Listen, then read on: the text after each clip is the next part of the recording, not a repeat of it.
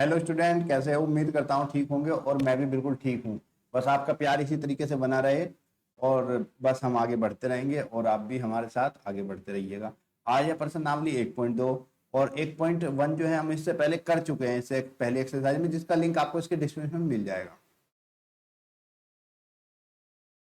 तो चलिए देखते हैं प्रश्न नंबर पहला। पहला प्रश्न है हमारा, निम्नलिखित में से कौन से रिक्त समुच्चय के उदाहरण हैं? तो पहले तो बच्चों आपको पता होना चाहिए रिक्त समुच्चय क्या होते हैं। तो देखिए, परिभाषा के अनुसार रिक्त समुच्चय वो होते हैं जिसके अंदर एक भी अवयव नहीं होता, कोई भी अवयव उसके अंदर नहीं होता, उनको हम रिक्त समुच्चय कहते हैं या फिर उनको शून्य समुच्चय कहते हैं। रिक्त समुच्चय को हम फाई से प्रदर्शित करते हैं या फिर हम खाली ब्रैकेट से भी उसको प्रदर्शित कर सकते हैं। पहला प्रश्न है हमारा, दो से भाज्य विषम प्राकृतिक संख्याओं का समुच्चय। भाई ऐसी विषम संख्याएं जो दो से भाज्य हो जाएं। तो बच्चों आप जानते हो प्राकृतिक विषम संख्याएं क्या होती हैं? विषम संख्याएं होती हैं हमारी कौन कौन सी? 1, 3, 5, 7 ऐसे। पर क्या कभी विषम संख्या दो से भाज्य होती है? कोई भी विषम संख्या दो से नहीं कटती है, ये आपको पता है। तो जब कोई संख्या हमारी दो से कट ही नहीं सकती है तो उसके अंदर कोई अवयव हो ही नहीं सकता। तो ऐसी कोई संख्या बन ही नहीं सकती, ऐसी कोई विषम संख्या बन ही नहीं सकती जो दो से भाज्य हो जाए। तो इसलिए हम कहेंगे कि ये जो हमारे पहले वाला है ये क्या है? रिक्त समुच्चय है, ये हमारा रिक्त समुच्चय है। ओके, दूसरा देखिए, सम अभाज्य संख्याओं का समुच्चय। ऐसी संख्याएं जो सम भी हो और साथ साथ अभाज्य भी हो, ऐसी संख्याओं का समुच्चय। तो सम अभाज्य संख्या तो होती है दो। एक ही इकलौती ऐसी सम अभाज्य संख्या होती है जो कि सम भी होती है और अभाज्य भी, वो हमारी दो होती है। तो ये जो हमारा है रिक्त समुच्चय नहीं होगा, ये रिक्त समुच्चय नहीं होगा क्योंकि यहां तो कोई अवयव है। एक्स एक प्राकृतिक संख्या, एक ऐसी प्राकृतिक संख्या है जहां एक्स 5 से बड़ा है, एक्स 5 से बड़ा है और साथ ही साथ एक्स 7 से छोटा है। तो 5 से बड़ा और 7 से छोटा तो हमारा क्या होगा? 6 हो जाएगा। भाई 5 से बड़ा और 7 से छोटा हमारा क्या हो जाएगा? 6 संख्या हो जाएगी। तो 6 में तो अवयव हो गया ना, यहाँ पे तो एक अवयव मिल गया हमें। अब ये अवयव मिल गया तो इसका मतलब ये एक रिक्त समुच्चय नहीं है, ये एक रिक्त समुच्चय नहीं है। वाई वाई किन्हीं दो समांतर संख्याओं का उभयनिष्ठ बिंदु। वाई वाई किसी दो समांतर समांतर संख्याओं उभयनिष्ठ बिंदु, संख्याओं का उभयनिष्ठ बिंदु। तो बच्चों आपको पता है कि जो समांतर संख्याएं होती हैं वो क्या होती हैं? समांतर संख्याएं हमेशा बराबर दूरी पर चलती हैं, जैसे कि रेल की पटरी मान लो। तो वो जब कभी आपस में काटेंगी ही नहीं, एक दूसरे को कभी प्रतिच्छेद ही नहीं करेंगी, तो उनका उभयनिष्ठ बिंदु कभी होगा ही नहीं। और जब उनका उभयनिष्ठ बिंदु होगा ही नहीं तो इसके अंदर कोई अवयव नहीं आएगा, जो उसने कहा ऐसा कोई समुच्चय हो ही नहीं सकता। और जब हो ही नहीं सकता तो उसका मतलब ये हमारा रिक्त समुच्चय है। तो ये हमारा रिक्त समुच्चय हो जाएगा क्योंकि दो समांतर रेखाएं कभी भी एक दूसरे को कहीं पे भी नहीं काटती हैं और जब वो नहीं काटेंगी तो उनका कोई उभयनिष्ठ बिंदु भी नहीं बनेगा, इसलिए ये भी हमारा एक रिक्त समुच्चय हो जाएगा। ठीक है, इसी के साथ हमारा पहला क्वेश्चन कंप्लीट हुआ। हम प्रश्न संख्या 2 पे चलते हैं। उम्मीद करता हूं बच्चा आपको बहुत अच्छे से समझ में आ रहा होगा। देखिए प्रश्न संख्या 2 है हमारी। प्रश्न संख्या 2 में हमें बताना है निम्नलिखित समुच्चय में से कौन परिमित है और कौन अपरिमित। देखो परिमित का मतलब क्या होता है? परिमित जिसकी एक सीमा हो, जिसकी एक सीमा हो, कोई लिमिट हो, उसको हम परिमित समुच्चय कहते हैं। अपरिमित जिसकी कोई भी सीमा नहीं हो, जिसकी कोई सीमा नहीं होती, उसको हम अपरिमित समुच्चय कहते हैं। ठीक है, यानी कि जहां पे कुछ लिमिट है, कुछ लिमिटेशन है, वो हमारा परिमित होगा और जहां पे कोई भी लिमिटेशन नहीं है वो हमारा अपरिमित समुच्चय हो जाएगा। चलिए पहला प्रश्न देखते हैं कि परिमित है कि अपरिमित। वर्षों के महीनों का समुच्चय। भाई जो हमारा पूरा साल है उसके महीनों का समुच्चय। तो भाई वर्षों के जो महीने होते हैं वो तो लिमिट होती है ना, जनवरी, फरवरी, मार्च, अप्रैल, मई, जून, जुलाई, अगस्त, सितंबर, अक्टूबर, नवंबर, दिसंबर। तो यहाँ पे तो कुल 12 महीने होते हैं। 12 महीने होते हैं तो यहाँ पे तो एक लिमिट है ना, कुल 12 महीने होते हैं तो यहाँ पे हम समुच्चय बना सकते हैं। और कैसे समुच्चय बनेगा हमारा? परिमित, क्योंकि यहाँ पे एक लिमिट है, कुल 12 ही महीने हैं। तो ये हमारा परिमित समुच्चय हो जाएगा। कैसा हो जाएगा? ये हमारा परिमित समुच्चय। ठीक है बच्चों, अगला है आपका 1, 2, 3 और डैश डैश डैश, यानी कि यहाँ पे 1, 2, 3, 4, 5, 6 ऐसे पता नहीं कहां तक चलता चला जाएगा। ये तो हमारा प्राकृतिक संख्याओं का समुच्चय बन गया। ये हमारा प्राकृतिक संख्याओं का, और यहाँ पे कोई लिमिट भी नहीं है, ये कभी खत्म ही नहीं होगा। तो जब यहाँ पे कोई लिमिट नहीं है तो ये हमारा अपरिमित समुच्चय हो जाएगा। अपरिमित मतलब जिसकी कोई भी लिमिट ना हो, कोई सीमा ना हो, हमेशा बढ़ता ही चला जाएगा, रुकेगा ही नहीं कहीं। तीसरा हमारा देखिए 1 2 3 डैश डैश 99 और 100, तो ये संख्या 1 से शुरू हुई और 100 पे जाके खत्म हो गई, यानी कि 100 पे इसकी अंत हो गया, ये सीमा है यहाँ तक 100 तक की, तो ये हमारा परिमित समुच्चय हो जाएगा, ये हमारा परिमित समुच्चय हो जाएगा। अगला है 100 से बड़े धन पूर्णांकों का समुच्चय। भाई इसने कहा 100 से बड़े, तो 100 से बड़े तो 101, 102 और ये ऐसे चलता चला जाएगा, कभी खत्म ही नहीं होने वाला है, तो ये हमारा अपरिमित समुच्चय हो जाएगा, अपरिमित समुच्चय। ठीक है। अगला 99 से छोटे अभाज्य पूर्णांकों का समुच्चय। 99 से छोटे अभाज्य पूर्णांक, भाई तो 99 से छोटे और अभाज्य, हाँ तो यहाँ पे तो 99 से छोटे की बात करी है ना, तो यहाँ पे एक लिमिट लगा दी, यानी कि 99 से कम कम की बात हो रही है, तो ये हमारा परिमित समुच्चय हो जाएगा, तो ये हमारा परिमित समुच्चय हो जाएगा। तो इस तरीके से आप समुच्चय को देखकर उसको समझकर बड़ी आसानी से बता सकते हो कि कौन सा परिमित है कौन सा अपरिमित। बस आपको ये जानना है कि जो परिमित समुच्चय है उसकी एक सीमा होगी और जो अपरिमित समुच्चय है उसकी कोई सीमा नहीं होगी। ठीक है बच्चों, आइए देखते हैं इसका प्रश्न नंबर 3। प्रश्न संख्या 3 है हमारी, निम्नलिखित समुच्चय में से प्रत्येक के लिए बताइए कि कौन परिमित है और कौन अपरिमित। हमें यह बताना है कि कौन इसमें से परिमित है और कौन अपरिमित है। ठीक है, तो हमें पढ़ना भाई एक्स एक्स के समांतर रेखाओं का समुच्चय। तो एक्स एक्स तो क्या होता है, देखिए ये हमारा कार्तीय तल है और ये हमारा एक्स एक्स होता है और ये वाई एक्स। अब उसने कहा एक्स अक्ष के समांतर संख्याओं का समुच्चय, तो ये एक्स अक्ष है तो इसके समांतर तो ये भी हो सकती है, ये भी, ये भी, ये भी, ये भी, ये भी, कितनी भी संख्या हम बना सकते हैं एक्स अक्ष के समांतर। तो यहाँ पे कोई लिमिट तो नहीं है भाई, एक्स अक्ष के समांतर आप कितनी जितनी चाहो उतनी मर्जी संख्या बना लो, वो सब एक्स अक्ष के समांतर ही तो होंगी। तो ये वाला आपका क्या हो जाएगा, ये हमारा परिमित समुच्चय हो जाएगा, अपरिमित, सॉरी कौन सा हो जाएगा, अपरिमित, क्योंकि यहाँ पे कोई लिमिट है ही नहीं संख्याओं की, तो ये हमारा अपरिमित समुच्चय हो जाएगा। दूसरा है अंग्रेजी वर्णमाला के अक्षरों का समुच्चय। अंग्रेजी वर्णमाला के अक्षरों को, भाई अंग्रेजी के वर्णमाला ए से शुरू होंगे और जेड तक चलेंगे, कुल मिला के 26 यहाँ पे अक्षर हैं ए से जेड तक, तो यहाँ पे एक सीमा है 26 है, तो ये हमारा परिमित समुच्चय हो जाएगा, ये हमारा परिमित समुच्चय हो जाएगा।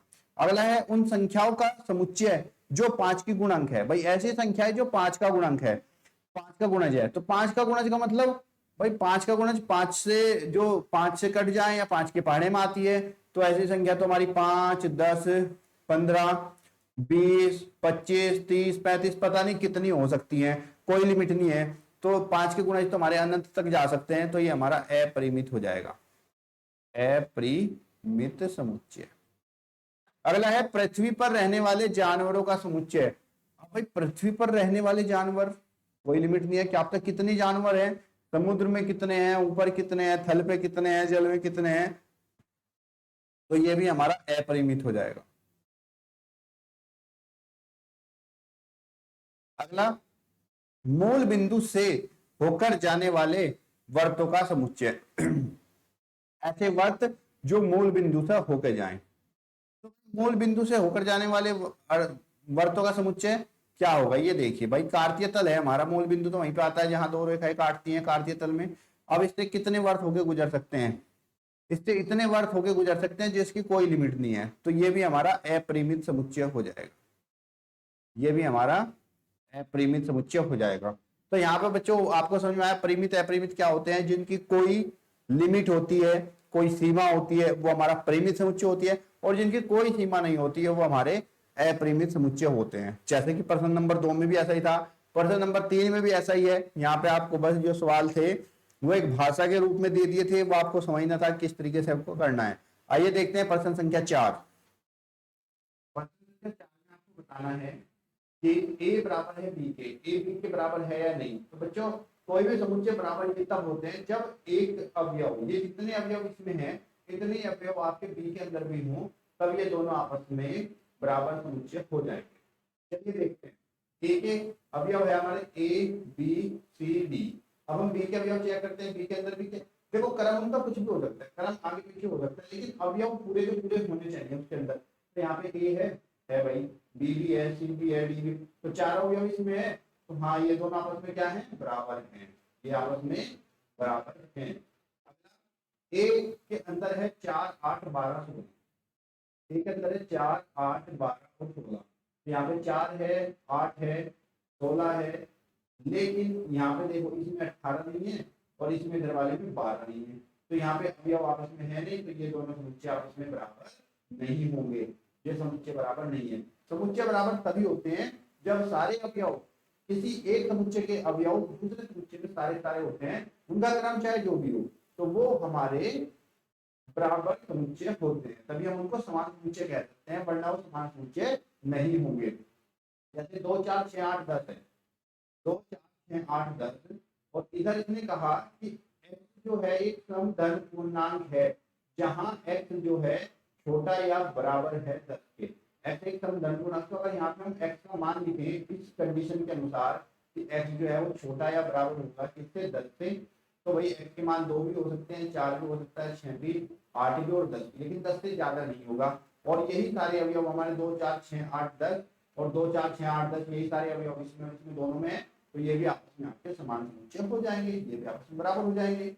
अगला है x एक 10 का एक गुणज है, ये हमारा 10 का एक गुणज है, और b बराबर है 10 15 20 25 30, तो भाई 10 का गुणज क्या हो सकता है, 10 का गुणज हमारा 10 हो जाएगा, 20 हो जाएगा, 30 हो जाएगा, 40 हो जाएगा, यानी कि ऐसा जो 10 के पहाड़े में आता हूँ या 10 से पूरा पूरा कट जाए, वही तो 10 का गुणज होगा।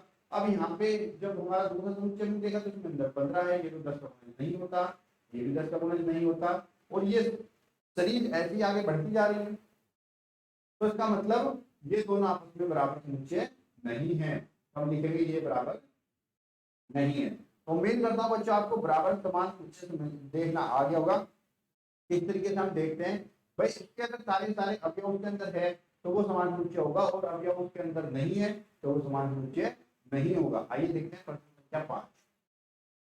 प्रश्न संख्या 5 में भी हमें बताना है कि क्या जो दिए गए युग्म है वो समान है या नहीं है। 2 और 3, एक के अंदर जो अवयव है 2 और 3 है, दूसरी तरफ हमें इसमें समीकरण दे दी, समीकरण हमें दे दी x square plus 5x plus 6 बराबर 0। तो हमें इस समीकरण को हल करके देखना होगा क्या है, ठीक है। तो हल करेंगे, 6 कैसे टुकड़े, गुणा करें 6 आए और जोड़ने पर 5, तो 6 के टुकड़े होते हैं 2 गुणा 3, 2 दिया 6, तो x स्क्वायर 5 को लिखेंगे 2x प्लस 3x प्लस 6 बराबर 0। यहाँ पे कॉमन ले लोगे, x प्लस 2 आ जाएगा, यहाँ से 3 कॉमन ले लेंगे और ये भी x प्लस 2 आ जाएगा बराबर 0, प्लस 2 प्लस 3 बराबर 0 हो जाएगा। तो x का मान हमारा यहाँ पे x का मान कितना होगा, एक बार x प्लस 2 को बराबर, तो x का मान -2 और x का मान कितना होगा -3।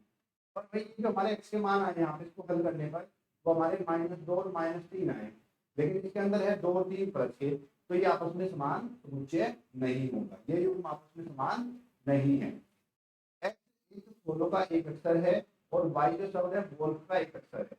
अगर हम इसको रोस्टर फॉर्म में लिखेंगे, सारणी फॉर्म में लिखेंगे, तो क्या लिखेंगे भाई, अब जो रिपीट होता है उसको बार बार नहीं लिखते, तो f यहाँ पे है, यहाँ भी f है, l यहाँ पे है, l यहाँ पर भी है, o यहाँ पे है, o यहाँ पे है और w यहाँ।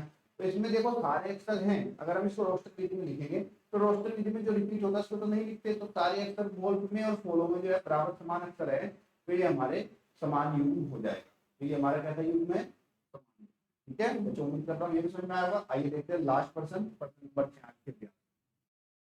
प्रश्न संख्या 6 में हमें बताना है निम्नलिखित दिए हुए समुच्चय में से समान समुच्चय का चयन कीजिए। इसमें से हमें समान समुच्चय को छांटना है कि समान समुच्चय हमारा कौन कौन सा है। तो पहले में 2 4 8 12, कहीं और भी है 2 4 8 12, नहीं, तो ये किसी के समान नहीं है। 1 2 3 4 और इधर 1 2 3 4, हाँ बी में और डी में दोनों में समान अवयव हैं, तो बी जो है वो बराबर, तो ये हो गया हमारा। सी में 4 8 12 14 और कहीं भी 4 8 12 14 नहीं है। ई में है -1 1, ई में है -1 1 और देखिए जी में भी है -1 और 1, हमारा ई जो है वो जी के बराबर हो जाए। तो हमारे इसमें सिर्फ 2 जोड़े बराबर मिले, एक ये और दूसरा ये, बाकी और किसी में अवयव बराबर नहीं है, तो यही हमारा उत्तर हो जाए। उम्मीद करता हूँ बच्चे आपको समझ में आया होगा। और एक्सरसाइज 1.1 मैंने आपसे पहले जो अपलोड कर दी है, उसका लिंक आपको डिस्क्रिप्शन मिल जाएगा। और वीडियो अच्छी लग रही है तो आप मेरे चैनल को जो है सब्सक्राइब कर लीजिए, ये आप ही का चैनल है, आप ही के लिए इसमें जो है वीडियो अपलोड की जाएगी। कंप्लीट वीडियो, हर बार में एक कंप्लीट वीडियो आपके लिए अपलोड की जाएगी और जिसका लिंक आपको डिस्क्रिप्शन में मिल जाएगा। तो जब तक के लिए जय हिंद, जय भारत, और चैनल को सब्सक्राइब जरूर कर दीजिएगा।